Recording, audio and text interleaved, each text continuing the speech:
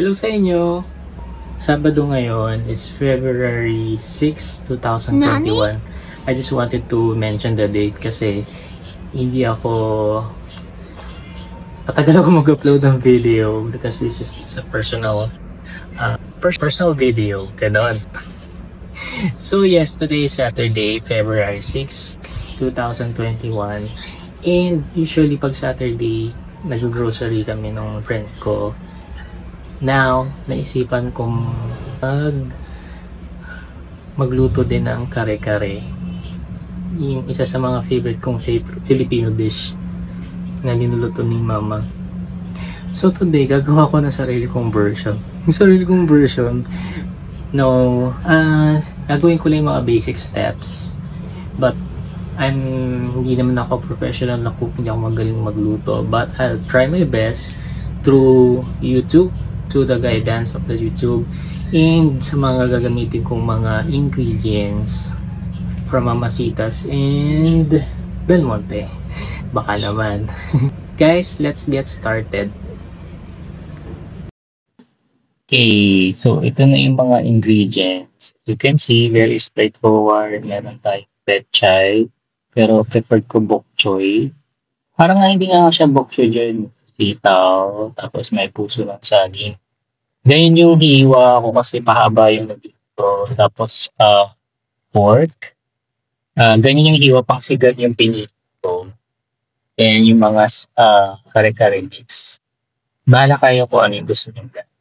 Siyempre, kahit hindi tayo mahilig sa talo, lalagyan natin ng konting talo.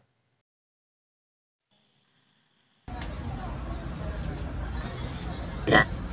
Ready na tayo magpapuyo ng baboy. Ready nyo pala ko yan para sobrano kong malambot. Next, patayang siya lang sa inang paligid kasi palapatang pambili lang mga microphone na maliliit. Gamit ko lang is yung wala yung phone. Disclaimer yun. Yan, lagyan natin ng water. Nagpakulo na ako ng water para hindi sayang sa kuryente. Yung para less effort na doon sa lutuan. Tapos, usually pa nagpapakulo ako ng baboy. Depende no, sa kapal. Siguro 30 to 45 minutes. Tapos, yan, maglagay tayo ng pepper. Tapos, pwede rin maglagay ng asin. Ako hindi na ako maglalagay ng asin. Kasi, pwede naman maglagay along the way. Then may tanim na din, may nakita akong lera doon, so linagay ko na siya added to taste. Kasi kesa matapon.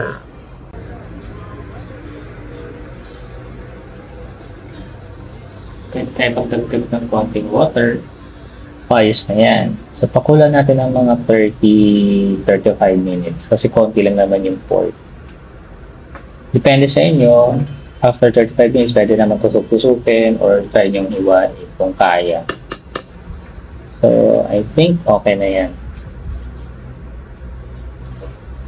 Once satisfied na kayo sa lambot, pwede natin i-remove na and then ready na tayo mag-saute ng mga kailangan. Siyempre, kailangan natin ng oil.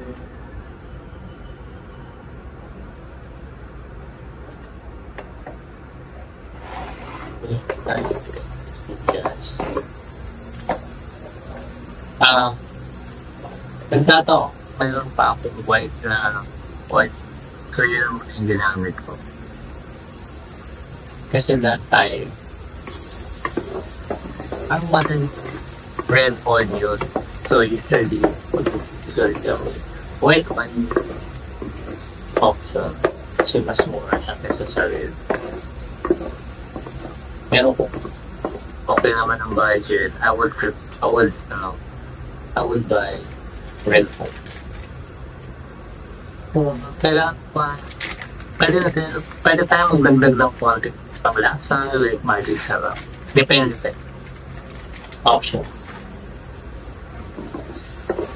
Mix lang natin ng konti.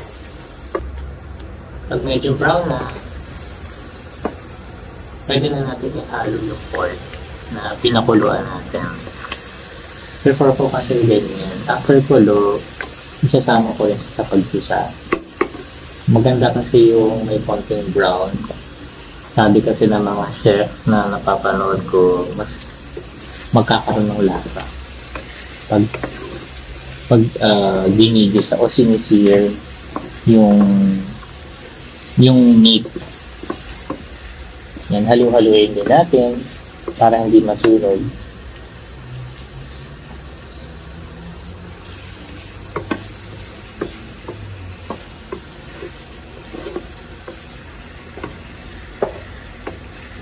And thank you for my support dito. I'm satisfied guys.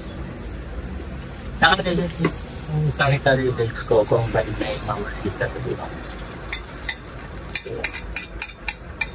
Siya.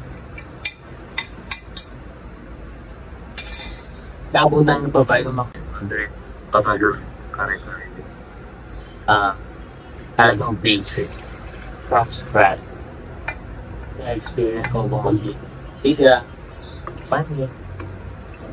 Tapos yung pakuling niya, swerte, yan naman, parang talaga yung ginagawa.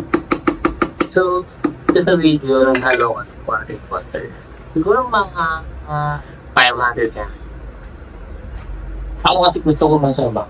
So, maraming type coffee. Kasi dadami naman yan dahil sa beer. Pero, so 50. So, patan.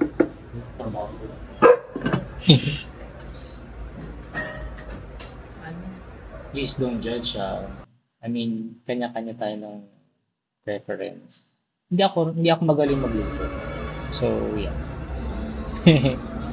Ayan, kumukulo na. Halong-haluin din natin ng konti. Then, pag kanya na yung thickness niya, pwede. Hindi pa yung luto, actually. But, pwede na nating ihalo yung puso ng saging. So, pakuluan din natin ng siguro 10 minutes. 10 minutes to 15. Kasi sabi dapat daw tagal yung pagpapakulo ng puso ng saging. Hindi ko na kasi siya pinakuloan muna.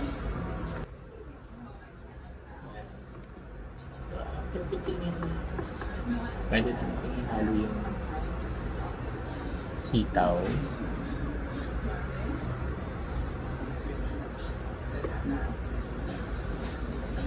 Excited na ako. Konti na lang maluluto na siya. Medyo okay na yung sabaw eh. For me ha. Kasi napapansin ko sa mga sachet, parang ganun. Pero depende sa inyo, pwede nyo dagdagan ng peanut butter para more thickness. Okay, takpan ko. Tapos pakulan muna natin na another 5 minutes. Ayan, kulong-kulong na siya. At ready na yung bok choy natin. Excited na ako kumain guys. Kasi talagang paborito ko to. Parang I can cook kare-kare kahit gulay lang siya. Promise. Tapos may bagoong. Yung bagoong ng Barrio Fiesta na spicy. Wow! So patong na natin dyan lahat. Hilera lang natin.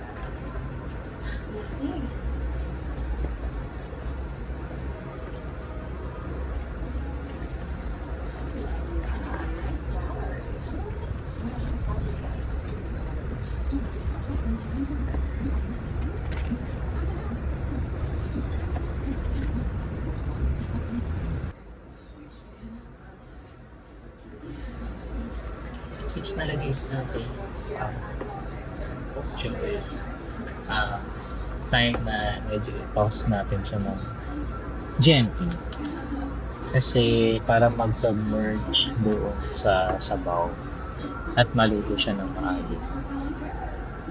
Yun naman yung importante at hindi natin kailangan consume ng time for that. Kasi ayaw naman natin ma-spoil yung mga bok choy. Maganda pa rin, fresh pa rin siya tingnan. Pa natin, then pakula ng konti. Medyo ayusin. Naninigurado lang ako na okay yung mga gulay.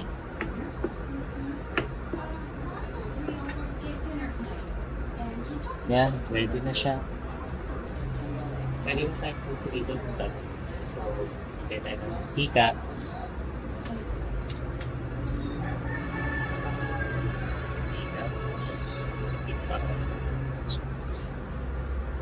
So, isa yung natin sila.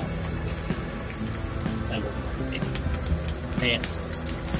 Siguro i-fry natin siya ng 5 minutes hanggang sa maging or until brown yung talong. Pwede namang ihalo yung eggplant actually sa habang ginuluto yung kare-kare. Pero preferred ko, piniprito siya. Ewan ko, siguro nagdadagdag lang siya ng lasa para sa akin. O, tingin ko mas luto. Kasi hindi naman ako namili talong. Talagang prito na talong lang. Makain ako ng talong, pero dapat prito. Yan. Pag ganito na yung brown, pwede na yan. Pero kung gusto niyo na may lasa din yung talong, pwede niyo haluan ng patis. Konti lang.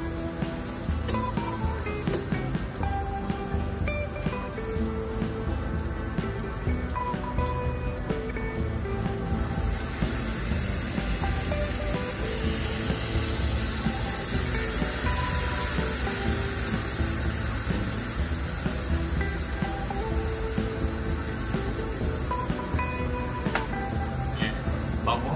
Maamoy nyo lang to guys. Bango-bango. Pwede na to. Parang gusto ko pa nang dagdagan ng iba. Nakikita nyo yung brown. Yung mas brown. Gusto ko ganun. So, binabalik-baliktad ko lang siya. And then, after niya, pwede na tayong kumain.